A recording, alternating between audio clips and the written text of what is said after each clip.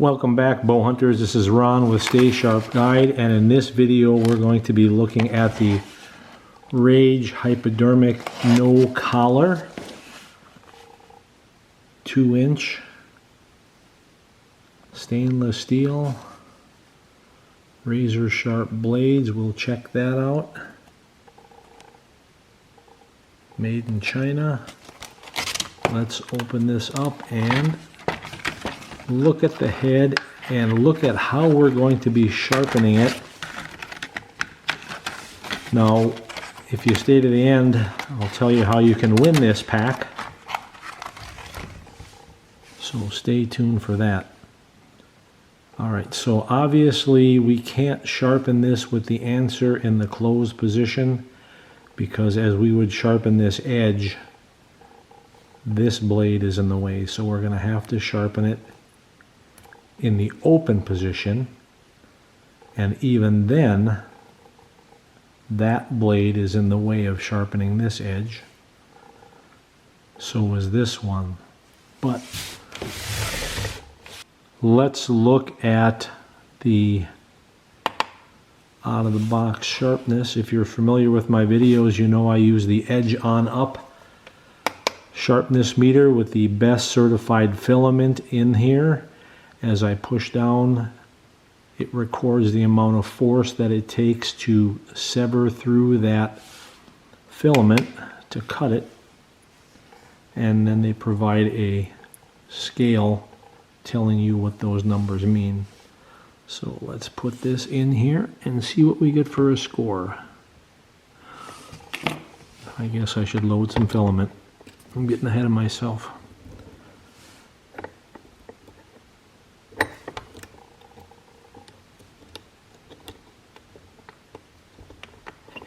The filament that I'm trying to cut is this very tiny thread. Alright, let's try that again.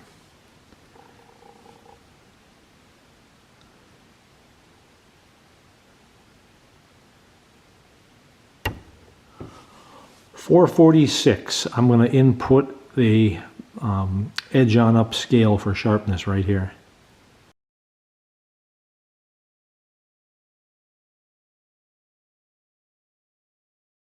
.446 is not razor sharp. It's just outside of the high-end new cutlery.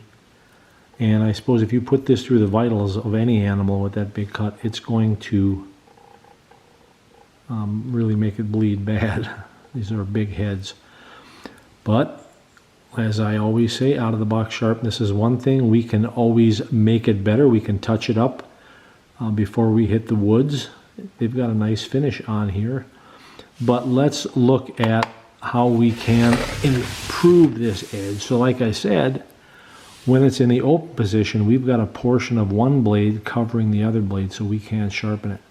So I need to get that one out of there. What I did is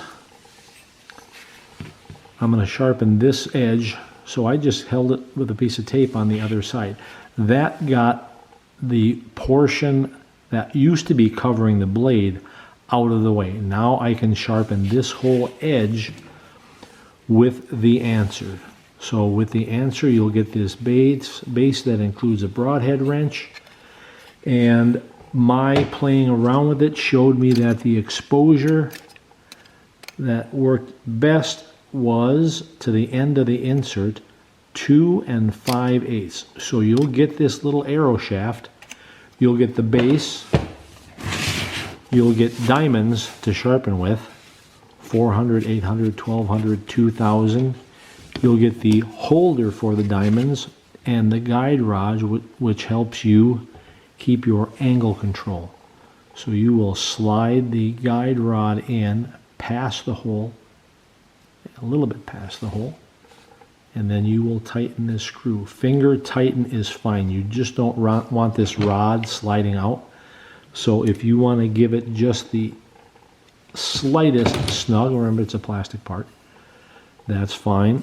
And we're going to use 1200 grit to look at our alignment with the factory edge. There are 3 dots on the carrier for the diamond plates. This side has none. Always insert your diamonds with the 3 dots facing up. Now we've got our 1200 grit held in place. You can flip the diamond, put it in either way. So let's color up this edge with a Sharpie.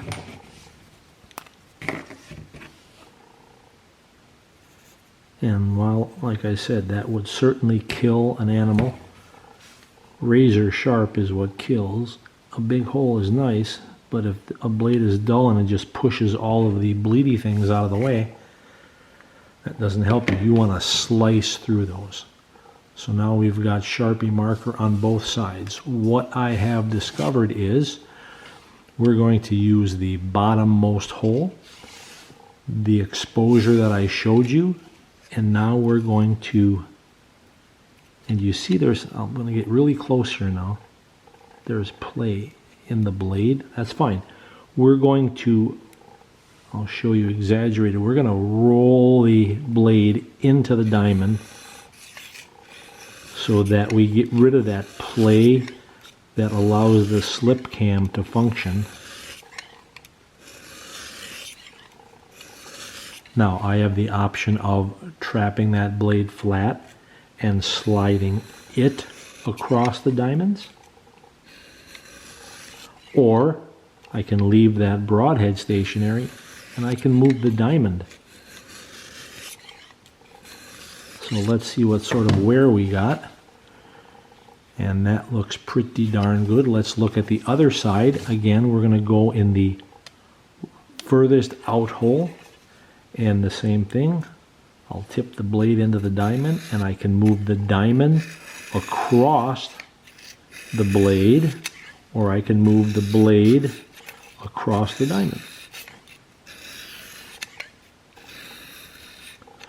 So sliding in and out of that hole gives you your consistent, repeatable angle. You tip the blade into it and do the sliding. Now we're getting more than half of the total length of the diamond, but as you use up this diamond, take it out, flip it around, and now you'll be able to use this portion. So that is our wear that we're seeing. We're slightly steeper. Now I did that on purpose because the angle on these blades is so slight. It's like a fillet knife. In my opinion, it's a really weak angle. You can get factory if you want.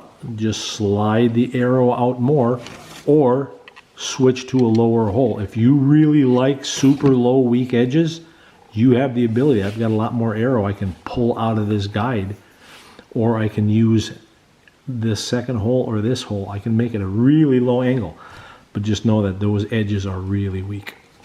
So we've held it with tape. We've kept this other blade out of the way.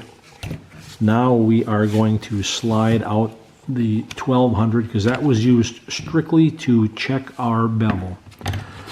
This blade wasn't terrible dull, so I'm going to start it with 8. Again, in the lowest most hole, we will lay the blade on the diamond and we will begin the process of sharpening one side until we get a burr. Every video I produce, I preach about the burr. There is no sharp without the burr. You must achieve a burr, which will show up opposite of the stone. The side of the blade opposite of what we're sharpening is where the burr shows up. You must get the burr and then flip it over, get the burr on the other side. 2 burrs and you're starting to get sharp. If you do not achieve the burr, you have not reached the apex, the other side of the metal of this double bevel blade. You will never get it sharp if you do not do that. Once you achieve the burr, you must get rid of it. And this is a double bevel, so we will, because we're going to sharpen the other side. But how do you know when you have achieved a burr? I'm going to give it a few strokes here, and then we're going to test it. Now 800 is a pretty coarse grit, and I should be able to feel that with my fingerprint, but if you're a novice at this, it's best to test it with a strip of paper. Now you notice that I am always doing a forward stroke. If I tried to do a backward stroke, this blade has some play in it and would actually swing all the way around if I didn't tape it. That's why I'm doing strictly a forward stroke. I don't want that blade to close up, and so I'm forcing it into this open position. So now let's look to see if we have achieved a burr. Take a very narrow strip of paper. We're going to get in here close, and we're going to slide it onto the blade. See how it flexes and it pops? That means I have reached the other side of the blade on a double bevel. That flex means I'm stopping on a burr. Now that I have achieved all of the sharpening that I need to do on this side, I'm going to sharpen the other side. I should mention though, when I put it in the guide, I aligned one blade with the key. That key is important. And for 2 blades, you've got 2 indicators here in silver. If it was 4 blades, you'd have 4 blades to line up. But you want to line up that blade with the key. I should have mentioned that earlier. Now let's sharpen the other side, and it's going to be the same process. So you can see it exaggerated. I wouldn't want to sharpen like that. So I'm going to tip it down in there to take out that play. And I'm going to sharpen this second side until I get a second burr. Now the burr is going to show up on this side.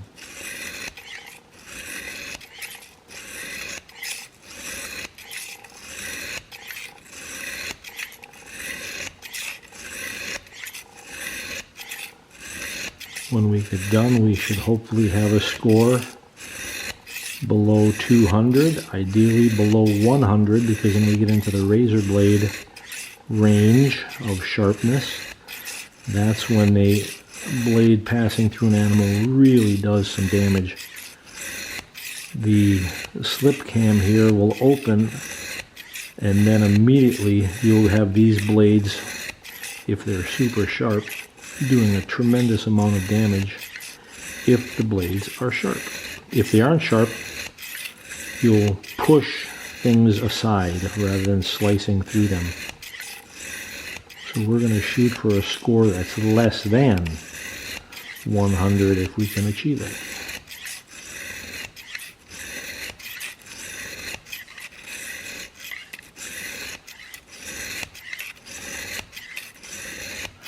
All right, let's see if we've gotten the burr on the other side. We will again take our Post-it note and we will slide it onto the bevel and see if it stops. Hear the pop? All along the blade. You want to check the whole blade. You want to make sure you got a burr. So my piece of paper is catching.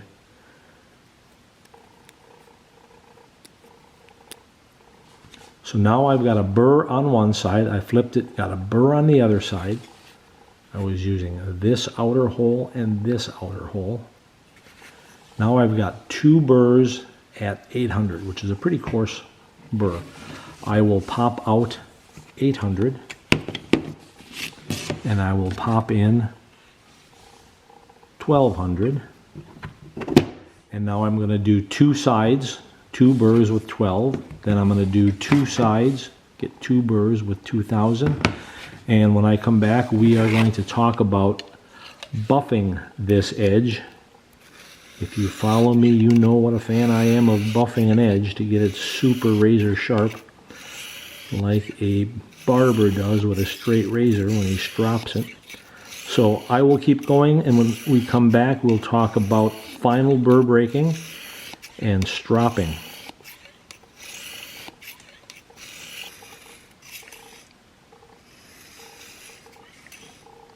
I've gone through all the grits I'm at 2,000 right now. And I said we'd come back and talk about burr breaking. I've gotten 2 burrs at 2,000 grit. And now I'm doing alternating burr breaking strokes. I'm pushing the burr to one side, breaking it off. Pushing it to the other side, breaking it off. I want to make sure I've got no burr anywhere on this blade. Now we're going to buff next. One thing I didn't cover is why are we sharpening this head with the new The Answer guide? And the reason is Stay Sharp makes 11 guides, and there are other broadhead sharpening companies out there that make guides, but nobody makes a guide that will hold a blade this small. The blade is simply too narrow to be gripped in the jaws of a guide and yet allow enough blade to be sticking out for sharpening. So this blade is so incredibly narrow. I would need to be grabbing way back here. Well, that means all of this is unsupported. I'd only be grabbing it in this tiny area where my thumb is in order to have enough exposure to use any one of our rolling guides. The other reason is nobody likes taking mechanicals apart. You got to take apart the screws, get the blades out, make sure you put them back in the correct orientation. So with The Answer, you have the ability to sharpen the blades on the broadhead without having to take them apart. And now we finally have The Answer, which is why we called it that, for these very narrow mechanical blades. And we've identified about 70 heads that can't be sharpened in any of our guides. So that's how it got its name. And that's why this head lends itself to using this guide.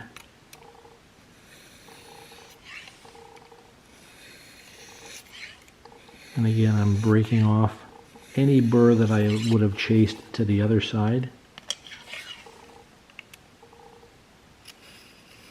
I want no burr before I go to buffing.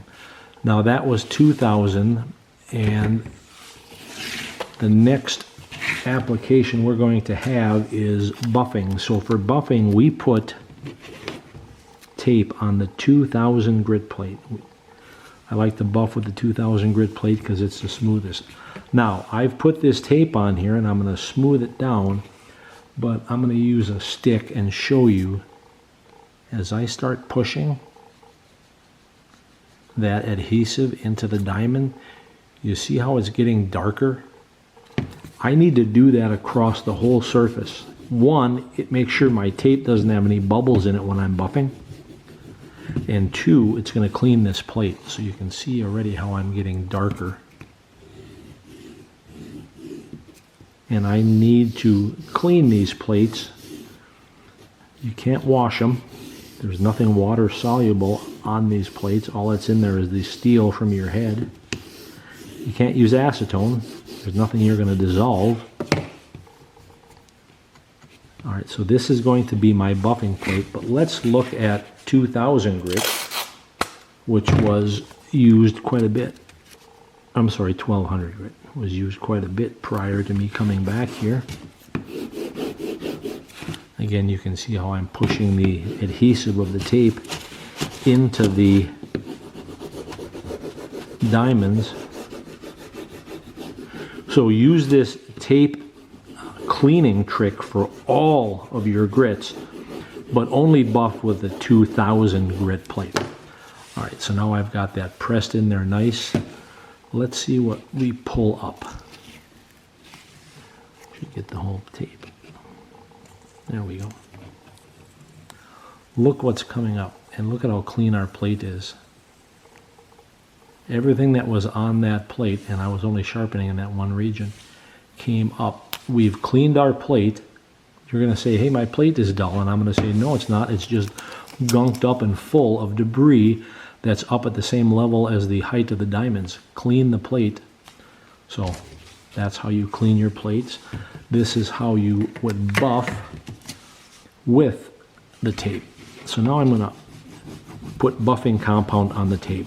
Do not ever put buffing compound straight on the diamond face. You will destroy that diamond. It will be junk. You cannot get the buffing compound out. But the buffing compound that I'm using is a waxy substrate with a fine abrasive in it.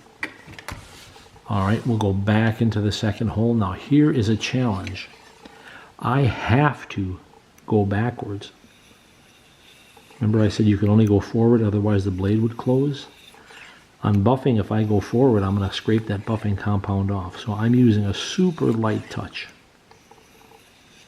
to keep that blade from closing. Now I've got sufficient tape on the blade that I've held out of the way, and it's overlapped a bit onto this blade, but this is a much smoother action than diamond abrasives are, so it's got less chance of trying to slam that blade closed on me. So I'm only using a backward stroke with super light pressure. Then I'm going to flip it, because we've made a buffing burr. We want a buffing burr removed and broken off.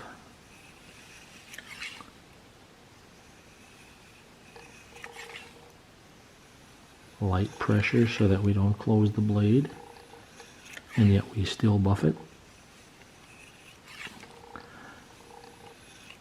I like a buffed edge because it is a sharper edge. I've proven that over and over under the microscope in the sharpness meter, and this will be 51 years of bow hunting for me. Sharp kills. The three legs of the stool of success for bow hunting: shot placement, sharpness, structural integrity of your broadhead. The only thing that kills is the broadhead, not the fancy colored strings you had put on, not even the arrow shafts you buy or the fletchings you use. The only thing that actually does the killing is the broadhead. Put it in the right place. Make sure it's razor sharp. Don't trust the packaging. And if it's got the structural integrity to come out the other side in one piece, that's an animal you find every time.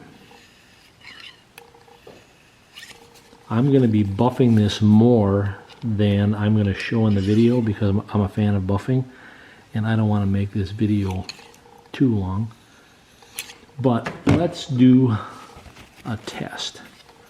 We're going to clean this off.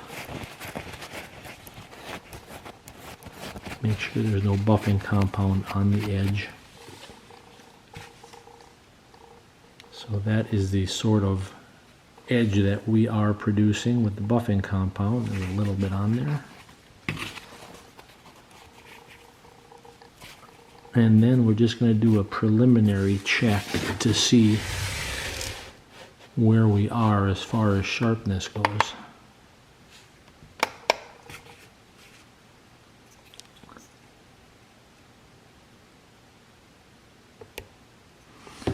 .84. That's sharper than a razor blade, but I'm going to keep buffing, and then I'll come back and see if we can get any sort of an improvement off of that. I've only buffed for probably an additional 2 minutes. And now I'm just flipping it after a few strokes to each side, making sure there's zero burr left behind. Now we will try not to cut ourselves. And get that buffing compound off that edge. Let's see what we did for a score here now, if we saw any improvement.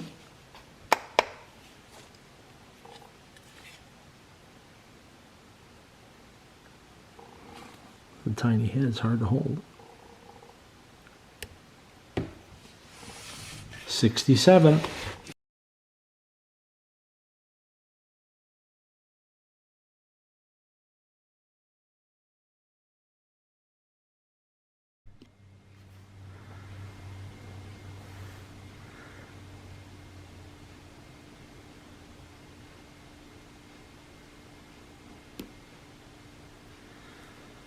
That is a great score. Now we are talking razor blade sharp. This is an edge that is scary, scary sharp. All right, let's talk about what you'll do next, because now you've got a scary sharp edge you're dealing with. We're going to peel this tape off because we have the other blade to deal with. Now we need to get this sharp blade out of the way. So we will tape it to the ferrule. Now I'm going to use additional tape because what we've got here is a razor blade we keep passing by as we sharpen. So we're going to cover that blade up. Nobody wants to cut themselves. And leave it a little sloppy, that's fine. All you're doing is protecting that blade, keeping this tiny portion, that tail, out of the way of this blade. And now we can go and use the opposing hole. So we were sharpening in this hole and this hole. But remember, this is a 2-blade head. Now we'll jump over to this hole and this hole. I'm not going to sharpen the second blade. You've seen the process. I just wanted to show you how I can protect this blade. What I'm going to do next is talk about our giveaway. We're doing more and more giveaways after these videos, so the person I select will get all 3 of these. That one there, and the one that I've sharpened just one blade, so you can tell the difference. You're going to see the blade that I sharpened. I'll peel the tape off. I'll put it back in the pack. And if you would like a chance to win this, simply comment on this video. If you'd love to, or I'd love it if you'd like and subscribe to the channel, because we're going to be doing more giveaways and then you'd be alerted to that. But simply commenting in this video will get you this 3-pack sent to you. I'll contact the person that I have selected and we'll get that package out to you. But that is sharpening the Rage Hypodermic NC 2-inch cut using the answer from Stay Sharp Guide. You'll get the base, you'll get the short piece of arrow with the insert in it, you'll get the buffing compound, you'll get the grit holder, you'll get 4 diamonds, 4 grits of diamond. You will supply the tape for buffing, and it's just plain old freezer tape. If you want to use blue painter's tape, that's fine. 3/4 of an inch width is what you would use. But there you go. We got that Rage scary sharp. Thanks for watching.